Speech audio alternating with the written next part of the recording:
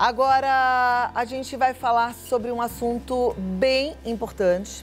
É um assunto necessário. Estava falando de modernidade, né? As mulheres vêm aí numa luta pela igualdade, pelo respeito muito grande. Mas a gente sabe que ainda está muito complicado. O menosprezo ao gênero feminino é algo que atravessa a história da humanidade, né? Muitas vezes por conta de um sistema patriarcal, ou seja, uma estrutura de sociedade fundada no poder masculino. O filósofo grego Aristóteles, ele, por exemplo, afirmava que as mulheres eram homens imperfeitos e que elas deviam se sujeitar a eles. Olha isso. Já ouviu falar nisso? Homens imperfeitos eram as mulheres? Ele acreditava que elas eram inferiores. Nos dias atuais, ainda tem gente que pensa dessa forma. E para entender o que é isso e entender o que é misoginia, eu converso via Skype com o psicólogo Haroldo Lopes. Haroldo, boa tarde, seja bem-vindo. Muito obrigada pelo seu tempo aqui conosco. Ô, Cláudia, motivo de muita honra, viu, participar do seu programa. Eu que agradeço. Para muita gente, esse é um termo novo. Misoginia, o que seria isso? Miso, ódio, genia, mulher. E também você pode acrescentar misantropia, um ódio da humanidade, ou misoandria, um ódio específico de homens. Mas no caso da misoginia, são homens que, de certa forma, eles tentam esvaziar uma mulher no aspecto afetivo, muitas vezes também no aspecto ético-moral e até mesmo na violência. Agora, eles, teoricamente, odeiam a mulher, mas isso é consciente ou isso fica no inconsciente? Ele muitas vezes nem sabe, acaba se aproximando de uma mulher para um relacionamento de namoro ou mesmo para um relacionamento matrimonial e aí começa a ferir essa mulher. Como é que normalmente isso acontece? Olha, Cláudia, eu acredito que algumas pessoas, eu não estou afirmando, e nem a ciência ainda pode realmente afirmar tudo isso, mas eu acredito que algumas pessoas já possam vir, inclusive, com o gene da maldade. Então, se, por exemplo, você pega um indivíduo que vem com um gene da maldade, um homem, e de repente ele se desenvolve numa casa em que ele tem um modelo de um pai ou de um padrasto que judia da mulher, isso tudo associado a características que ele também já possa ter na sua receita de vida, nós temos, digamos assim, uma tragédia anunciada, homens que realmente vão se sentir superiores e que muitas vezes acabam destruindo, criando um assassinato psíquico numa mulher. Eu acho que esse é o mais comum. Se você me permite, rapidamente, eu dou o seguinte exemplo a todos que estão nos acompanhando. Às vezes, você tem uma mulher que é expansiva, uma mulher que é bonita, uma mulher que fala muito bem, que tem uma profissão e que é querida. E isso, às vezes, começa a incomodar o misógino. Por quê? Porque ele passa a ter inveja. O misógino também é um invejoso. Ele passa a ter inveja das qualidades dessa mulher e a forma de destruir as qualidades dessa mulher é, às vezes, criando uma fantasia. Olha, meus amigos estão falando, eu fico com vergonha porque você fala com todo mundo. E, às vezes, essa mulher que tinha tantas qualidades, tanta garra, tanta vida, ela vai se anulando. Por quê? Porque ela começa até mesmo a se questionar, será que eu estou envergonhando meu companheiro, meu marido? E quando ela cai naquele ostracismo afetivo que pode desenvolver até uma depressão, o homem recupera o bastão, como você bem colocou no início da nossa conversa, como se o homem sempre tivesse, né, a superioridade. Então, às vezes, essa mulher acaba simplesmente acabando com a vida dela, né? Esvaziaram todas as qualidades e ele recuperou, vamos dizer assim, o poder que ele julga que na realidade o incomoda. Não deixa de ser um maltrato, uma ferida muito grande que nós podemos colocar também dentro do quadro da misoginia, que é o ódio contra a mulher. Tá, joia. Eu vou te pedir 2 minutos e a gente volta para continuar falando sobre esse assunto e tentar ajudar as mulheres a identificarem um possível misógino, né? Porque eu acho que esse é o mais importante, a gente fazer a prevenção. Então, daqui a 2 minutinhos eu volto para esse bate-papo continuar, tá bom? Perfeito. Vamos lá, vamos continuar aqui com o doutor Haroldo aprendendo sobre misoginia. Doutor, vamos lá. Como é que uma mulher pode identificar um possível misógino?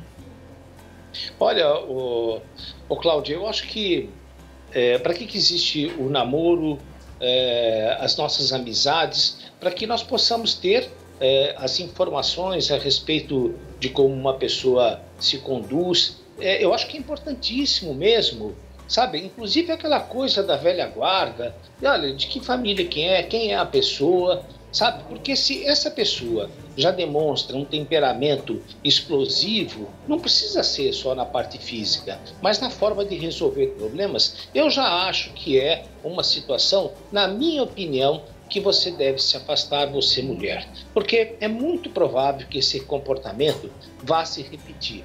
É muito provável. Então, um indivíduo agressivo, e se ele já tem um histórico de ter agredido uma outra namorada, ou então a própria casa, entre eles, tudo se resolve na pancadaria, eu acho que a melhor coisa que se faz, sendo bem objetivo, é se afastar.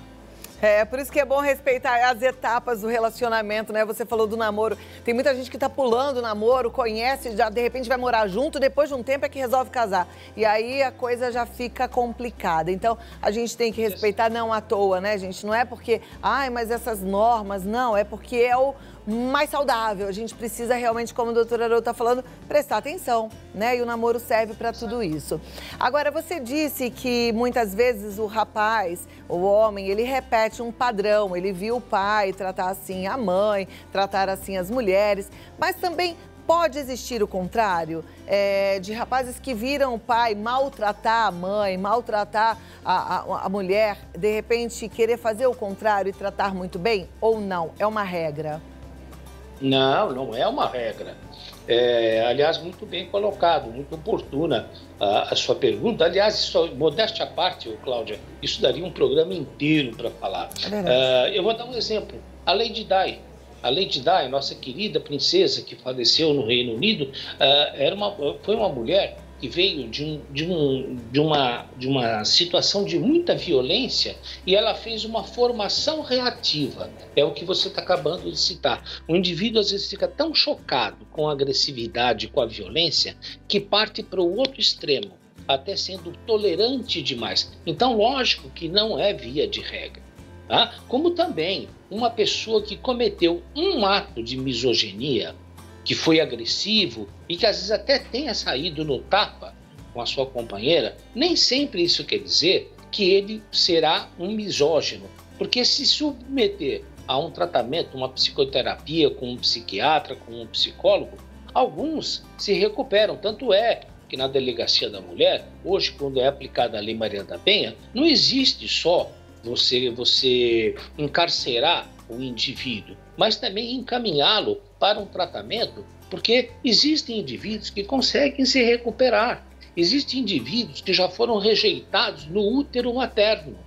No útero materno já foram rejeitados e quando nasceram, aí passam a negar o seio, a mamar. Isso não quer dizer que seja com toda mulher que uma criança não queira mamar, esteja rejeitando. Mas tudo isso pode acontecer, na minha opinião, até mesmo começando na vida intrauterina. Aquela mãe que não quer o filho, que não aceita, mas a criança nasce, é maltratada, de repente é maltratada às vezes pelo pai, pelo padrasto.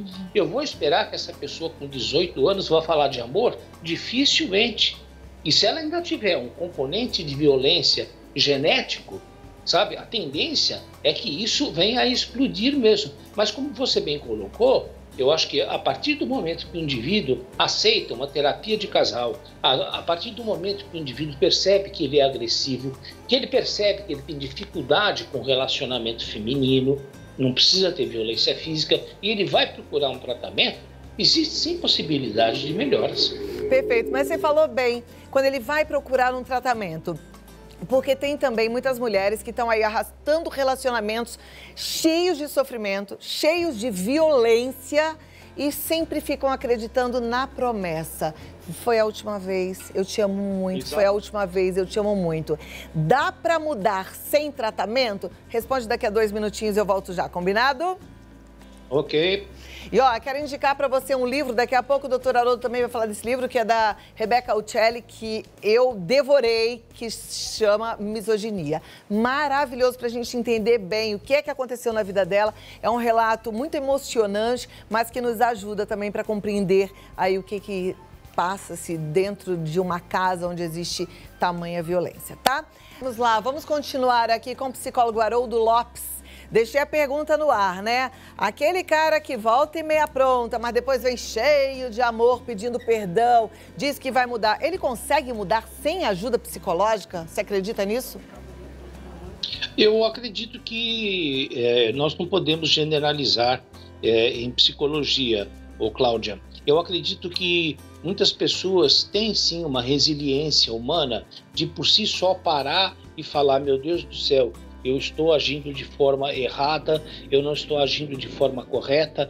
Então, às vezes, você vai encontrar, sim, pessoas com autocrítica. Mas eu acredito muito também nessa sua colocação, nessa sua pergunta, que ela é muito pertinente, de que muitos homens voltam dizendo que mudaram, que se arrependeram, uma forma de reconquistar aquilo que eles não admitem, perder um relacionamento, que é uma das principais causas do feminicídio, né? Não aceitar o final do relacionamento. Eu acho, Cláudia, que a mulher vem mudando muito nos últimos anos. A exemplo da Angela Merkel, que dirige a Alemanha, a Cristina Kirchner, que quanto tempo dirigiu a Argentina, a Micheli, o Chile, mas ainda hoje, você veja, nós estamos falando aqui do maior estado da Federação São Paulo.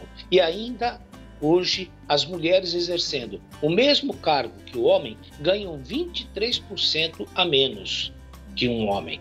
Então você veja que nós ainda vivemos numa cultura, eu não estou defendendo, mas há quem diga e justifique, olha, a mulher nasceu de uma costela de Adão, então isso ficaria como sempre a mulher subordinada a um homem, tendo que obedecer a um homem. Existem alguns tabus. Olha, desculpe, eu estou entrando na casa de vocês, é um pouco áspero o que eu vou dizer, mas eu já escutei isso. Olha, o homem, para fazer xixi, ele precisa ficar de pé, a mulher não. Como se até isso fosse uma referência. Olha que absurdo, Cláudia, da discrepância entre um homem e uma mulher. Ainda hoje mesmo estava ouvindo a jogadora Marta, né, fazendo aí um comentário que houve do que ela ganha como uma grande futebolista e o que ganha Neymar. Por que essa diferença tremenda?